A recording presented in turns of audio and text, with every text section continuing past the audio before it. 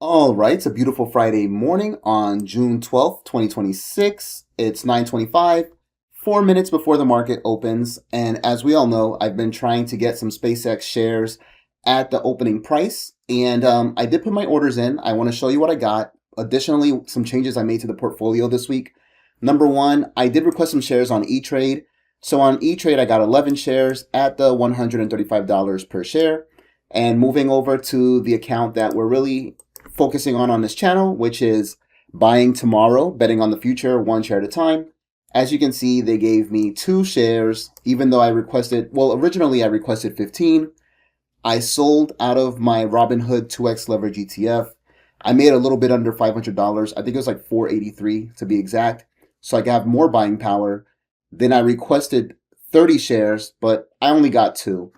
I have a buy order on E-Trade for an additional 20 something shares. I think it was 29 shares at 140 bucks. If I get them, I do. If not, I anticipate there'll be a run up and then it'll come back down. So we'll see how that goes moving forward.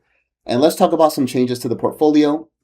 I am back to 125 shares of Joby stock. I had sold some to make sure I had enough buying power for my SpaceX requests. So I made a profit. It went back down, and I bought some in like $8 and change. So I'm up there. Let's see what's my average cost. My average cost for the Joby shares now are like 922. So that's pretty good. I got a return of 1.73.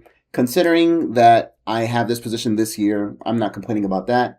I got up to 115 shares of Beta Technologies. I am still 50 shares less than I was before of the Alignment Healthcare. And in the ARK Venture Fund, I am up to 237 shares and 45 cents.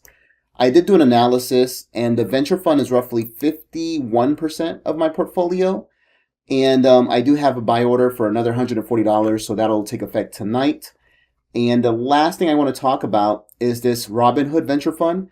I do want to buy into it. However, I ran it into the AI bot, and it told me that it was very overpriced compared to the the holdings inside of the fund. So the target price for me is between $28 and $31. If it falls that low, then I'll start buying some shares.